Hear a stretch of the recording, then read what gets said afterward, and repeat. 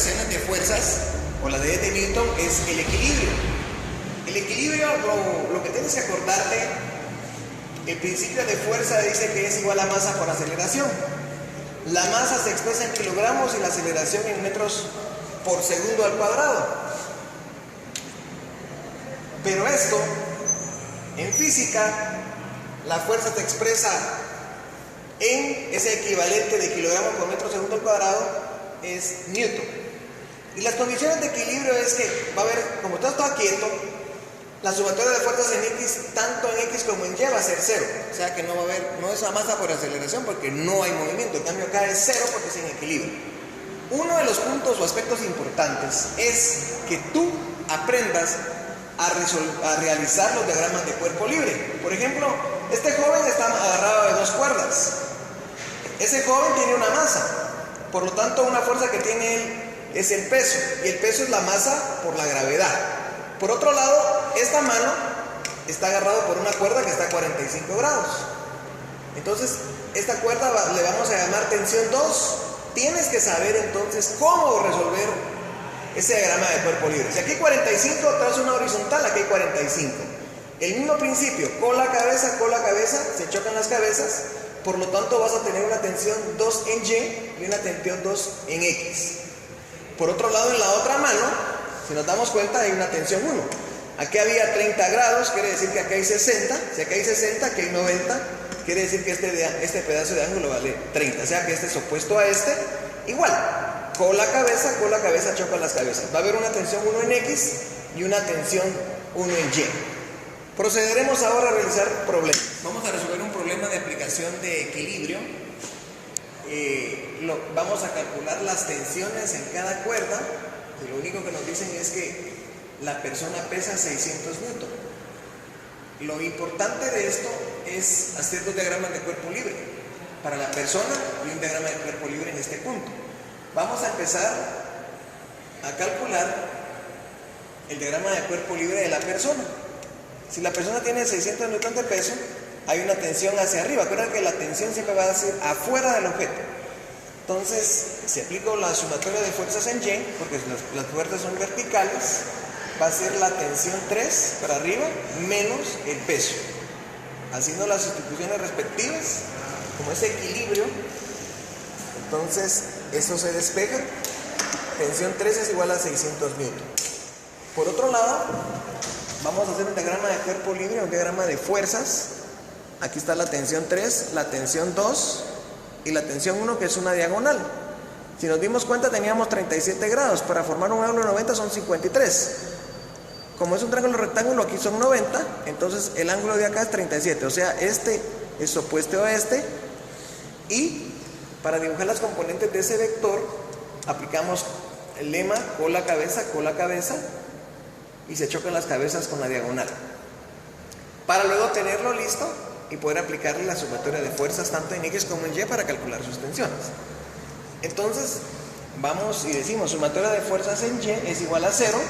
Miramos el dibujo, todo lo que apunte para arriba es positivo, T1Y es positivo y T3 es negativo. Entonces T1Y menos T3 es igual a 0. Pero T1Y es una componente. Entonces va relacionado con, si está respecto al ángulo de frente, va a ser la magnitud de la fuerza T1 por el seno de 37. T1 por el seno de 37 igual a T3. Despejo T1, seno de 37 pasa al otro lado a dividir. Haciendo las sustituciones respectivas, sale 996.98. Lo mismo, ahora realizamos el análisis en X. ¿Qué es lo que tenemos en X? Tenemos una tensión 1 en X, que va a ser la magnitud, como está a la par del ángulo, por el coseno. Y T2 es una línea horizontal, bien definida. Entonces decimos sumatoria de fuerzas en X, es decir, todo lo que apunte para la derecha es positivo. T1X menos T2 es igual a 0. Esto pasa al otro lado a sumar. Y T1X es T1 por el coseno de 37, es igualado a T2. Como queremos T2, hacemos las sustituciones respectivas y este es el valor de T2. Otro problema de aplicación de equilibrio es aplicar el teorema de vector resultante. Si te quieres evitar la sumatoria de fuerzas en X y en Y, lo único que tienes que saber es de que tienes que conocer todas las fuerzas, faltando una para poder aplicar ese teorema. Por lo tanto, este problema dice lo siguiente. Dice que la pierna de pendaje enyesada de la figura 4.20 pesa 220 newton. Determina el peso de 2 y el ángulo necesario y este ángulo. Bien, si tú haces un análisis, este peso que está acá, de 110, este peso es lo mismo que esta tensión, y a esta tensión le vamos a poner como una tensión 3. Entonces, si este peso va para abajo, la tensión va para arriba, entonces esta tensión 3 tiene el mismo valor de tensión 3. Y acá tenemos un peso 1, por lo tanto nos va a hacer falta calcular la tensión 2 con su ángulo, y si esta tensión es lo mismo que este peso, por lo tanto este peso es igual a esta tensión. Bien, para entenderlo un poquito mejor, vamos a su diagrama de cuerpo libre, y si nos damos cuenta, vamos a tener la tensión 3 con un ángulo de 40, por lo tanto hay componentes de tensión 3 en X como componentes en Y. Aplicando lo mismo, con la cabeza se chocan las cabezas, y hay un peso 1 que vale 220 y una tensión 2 con su ángulo. Si te das cuenta, conocemos todas las tensiones y el peso, menos una. Por lo tanto, nos obliga a poder aplicar el teorema de vector resultante. El teorema de vector resultante, vamos a colocar un tablero que nos diga las componentes tanto de X como Y, como las fuerzas conocidas. Si vamos, el peso en 1, si nos damos cuenta, el peso en 1 va para abajo, por lo tanto no hay componente en X. Y componente en Y sería 220, pero como la flechita va para abajo, le colocamos signo negativo. Vamos a la tensión 3. La tensión 3, y vamos a calcular la componente en X. Si nos damos cuenta, está a la par del ángulo, entonces va a ser la magnitud de la fuerza por el coseno del ángulo. Y le voy a colocar signo negativo por ir a la izquierda. Y a la hora de hacer las sustituciones respectivas, 110 por coseno de 40 sale menos 82.26. Luego voy a esa misma tensión y calculo su componente en Y. Y su componente en Y está opuesto al ángulo. Por lo tanto va a ser la magnitud de la fuerza por el seno del ángulo. Como va para arriba, es positiva. Entonces 110 por el seno de 40 sale 70.71. A la hora de encontrar la resultante sería la tensión 2, que es la que estamos buscando.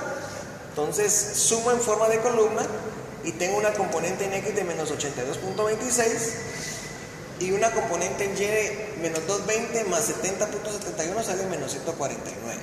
A la hora de encontrar la resultante, es como la magnitud de un vector, la suma de los cuadrados de las componentes al cuadrado, entonces la resultante sale 72, de tensión 2 sale 170.45. Acordemos que el ángulo va a ser la componente en Y dividido la componente en X, y la dirección va a ser entonces del ángulo 61.14. Por otro lado, ya habíamos establecido que la tensión 2 equivale al peso 2, entonces sumatoria de fuerzas en Y igual a 0, tensión 2 menos el peso, porque el peso siempre va para abajo,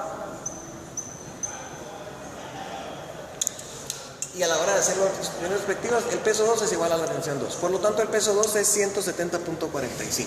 Una de las aplicaciones de la ley de Newton es cuando tenemos objetos o móviles con movimiento.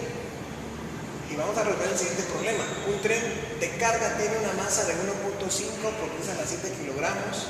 Si la locomotora puede ejercer un jalón constante de 7.5 por 10 a la 5 newton, ¿cuánto tiempo le toma a la locomotora incrementar la rapidez del tren desde el reposo hasta 80 kilómetros por hora? Bien,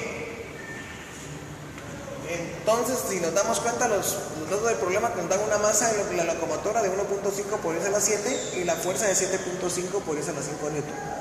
Tenemos masa y fuerza, podemos encontrar la aceleración, porque fuerza es masa por aceleración, despejo de aceleración es fuerza partido la masa, y eso sale como resultado 0.05 metros por segundo.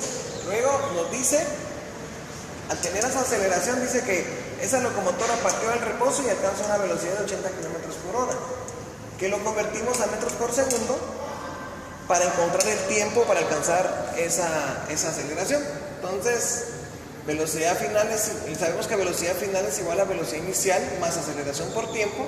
Despejo el tiempo, va a ser velocidad final menos velocidad inicial partido de la aceleración, y eso nos da como resultado 44.4 segundos.